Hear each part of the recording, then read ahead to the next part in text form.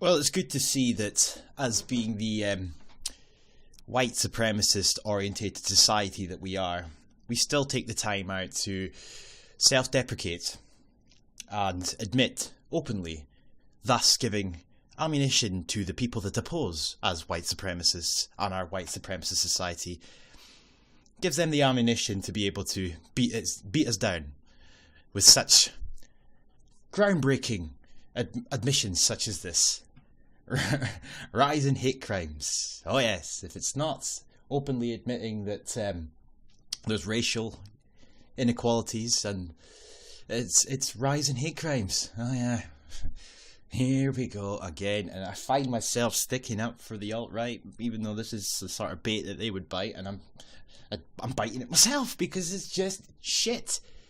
But you know, as the expression goes, you can take a horse to the water, but you can't make it drink. And the problem really isn't the people that sit there that are paid to type this garbage. It's the people that buy into it. Quite frankly, I mean, look at this clown here. A man with his face disguised who claims to have attacked EU immigrants. Oh yeah, yeah, of course he did. Oh, I mean, what is this? Ross Kemp on gangs, like. Anyway. The number of hate crimes in England and Wales has increased by 29% according to Home Office statistics. Noticed a spike in hate crime around the time of the EU referendum. Alright, I'll get into that in a minute. There were also rises after the Westminster Bridge, Manchester Arena and London Bridge attack this year, and Home Secretary Amber Rudd said there was absolutely no place for hate crime in our society and said the rise after 2017's terror attacks were undoubtedly concerning. This is what I meant, as I said about 40 odd seconds ago.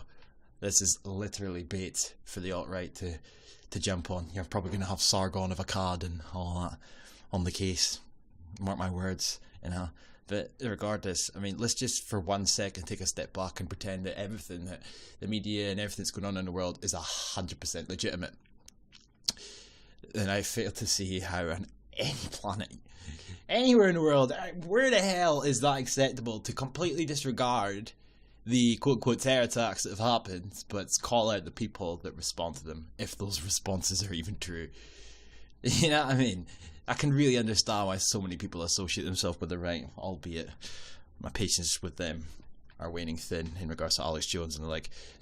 Anyway, Home Office reports said the increase over the last year is thought to reflect both a genuine rise in hate crime around the time of the EU referendum and following terror attacks, as well as ongoing improvements in crime reporting. Alright, regarding disability, transgender and sexual orientations hate crimes, the report said the rise suggested the increases are due to the police improving their identification and recording of hate crime offences and more people coming forward to report these crimes rather than a genuine increase. Well, there you go then. It doesn't stop the headlines coming out being worded the way they are then, hey? Wow. Anyway, quick one last thing here. Just wanted to note before I go on to what I was wanting to talk about.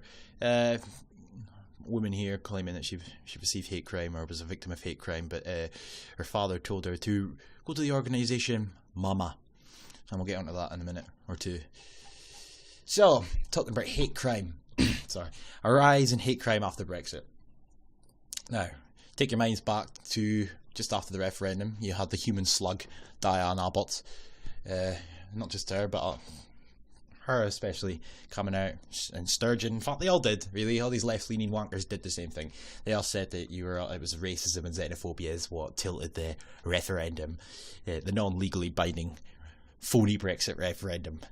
It's what that racism and xenophobia is what tilted it. And then, just after the Brexit vote, all of a sudden hate crime surged. Alright, so people were just sitting there patiently licking their chops for the result to come in the morning, and then the minute it said that Leave had won, everybody decided to go out and batter Polish people. Alright, just fuck off. That would have been happening beforehand. So, you know what I mean?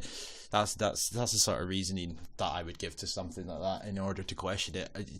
The hate crime would have been happening anyway.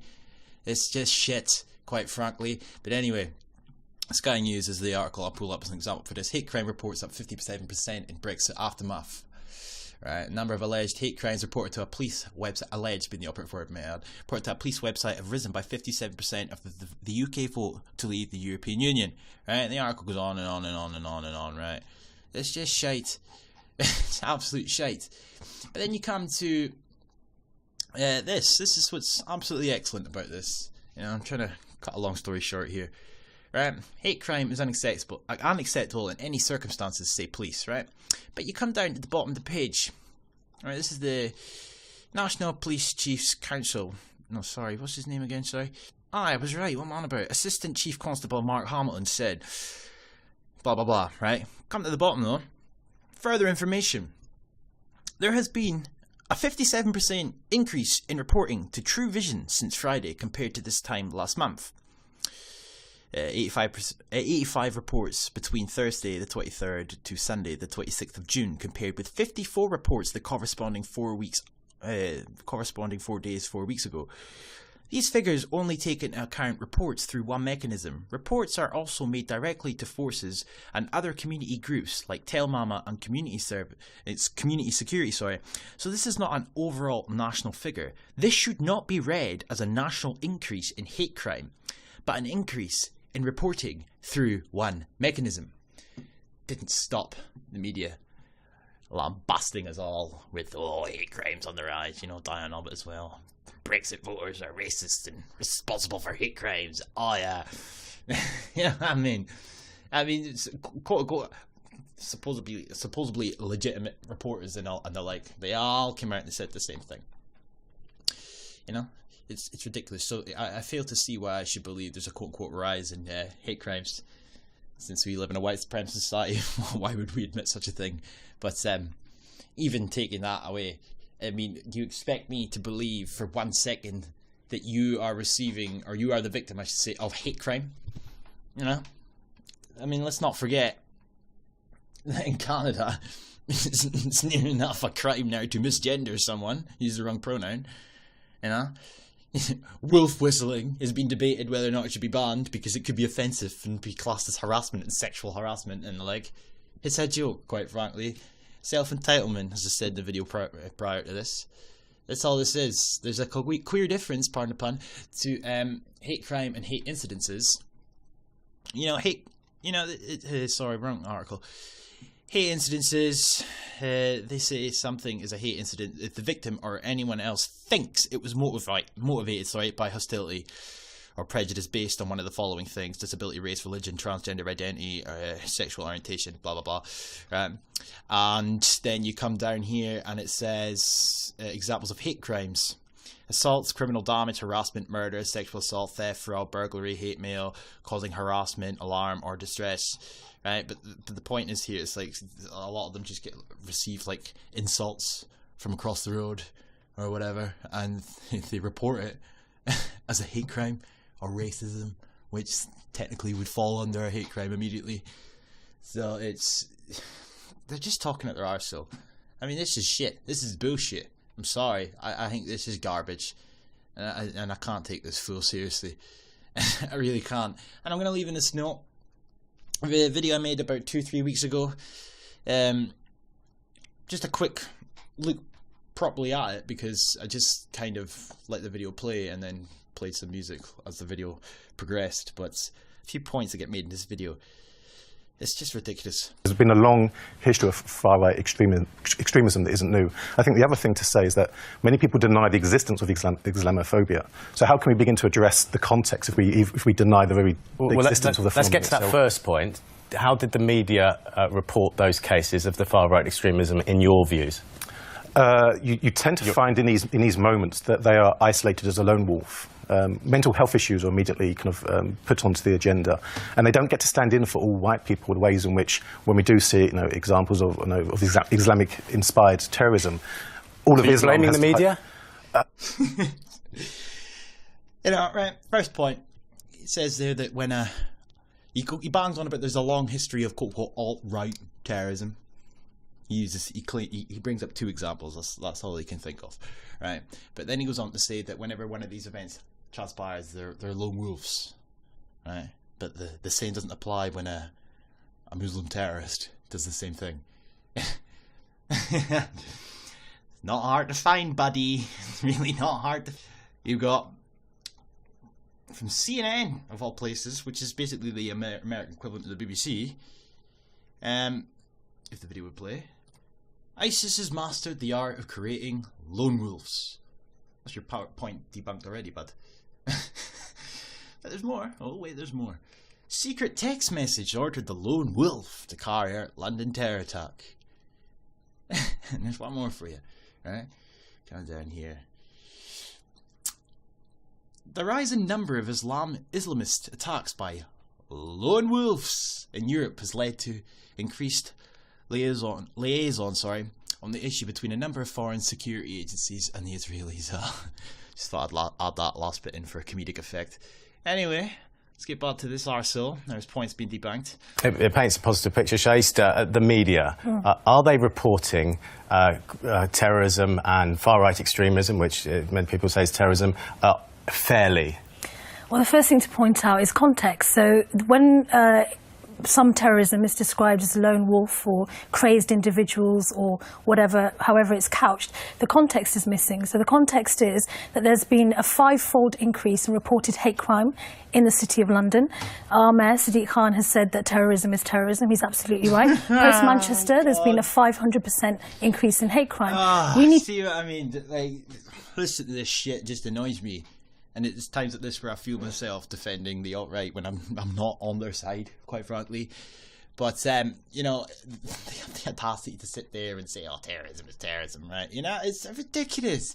It's fucking ridiculous. If everything that they tell us is true, then it stands to reason that vindictive, violent, or even just name-calling across the street is an inevitability. But the worst part about it, the sheer and utter hypocrisy, is the BBC or not, and every other media source on the planet, alt-right or not, all of them peddle the same lie that terrorism is this and terrorism is that, and you know, it stands to reason that you're going to get these sort of responses of people, but to have the audacity to just completely disregard, but to just post terrorists have done, and just talk about the people that are starting to get fucking sick of everything you're doing, and not even just terrorism, that's the EU migrant crisis bollocks, the whole shebang. People to start to stand up and get pissed off with it. You sit there on your smarmy little sofas in the BBC and you sit and criticise people. Context is context, my arsehole, man. Oh, I joke this is. It's hilarious at the same time, but it's infuriating. Emma, what have you got for us? Well, I'm joined now by Fayez Mughal from Tell Mama, an organisation which monitors incidents of hate crimes against Muslims. Good morning to you, Fayez.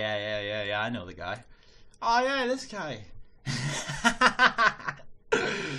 You recognise him? Yeah. Muslim hate monitor at Lewis Barkin. Oh, that's right. Tell Mama, which I highlighted at the start in a BBC article. Controversial project claiming to measure anti-Muslim attacks will not have its government grant renewed after police and civil servants raised concerns about its methods. Oh, that's right, because it was bullshitting. It was claiming there was a rate of hate crimes when there wasn't. So explain to me why anybody should take your statistics. Why should we take them seriously in the slightest? There's lie after lie after lie after lie. I mean, why didn't they get this guy on to make it viable when in 2013 they got accused of lying about the statistics? Unreal. To end on from our comments from you at home, and we would like them coming in to keep them coming in, multiculturalism doesn't work because not all cultures are compatible. Sean. Emma, well, they're going to spark a debate. Not all cultures are compatible. Well, I think the most important thing here is we cannot dismiss the lived experiences that British people in this country are going through. I spend a lot of time talking to lots of people as a journalist, and I've had lots of women contact me in the past few months telling me that they're nervous, they're scared about going out because they visibly look like Muslims. I think this is a disgrace, and I think to say if anyone's suggesting that it's not happening or it's not happening in the way that the police the figures show, then that's simply not true. So what is sparking that fear? Is it social media? Is it reading the papers? No, or is it actual attacks? It's lived experiences. That's what. It's lived experiences. Just fucking pull the other one, quite frankly.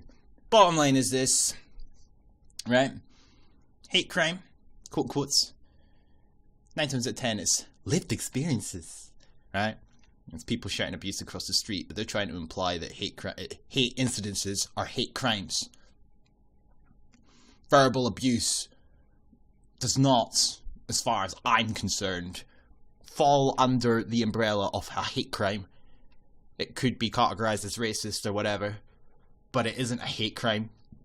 You know, hate crime would be like brick in somebody's window, slashing somebody's tires or something, purely on the basis of nothing but sheer hatred.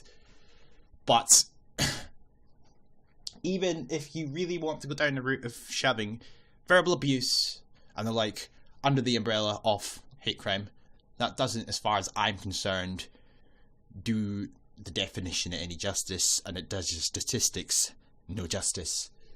But they're trying to imply that everybody's racist and anti-EU and whatnot. I don't give a fucking shit if you're Polish or whatever. I never have and I never will. I don't care. You know what I mean? I don't care. And there's millions of people like me all across Scotland and England that are just the same. You know what I mean? They're trying to imply... And as for these anti-Islamic... Islamophobic shite, right? They're perfectly justifiable to the people that believe the narrative, because the problem here is you can sit there on your blue couches and slag off people for having a strong stance against Muslims. But just bear in mind, it's your company, BBC, that's peddling the hate. Anyway, I'm done. This video's like far too long again. Apologies. Make it to the end then. Hiya. Peace.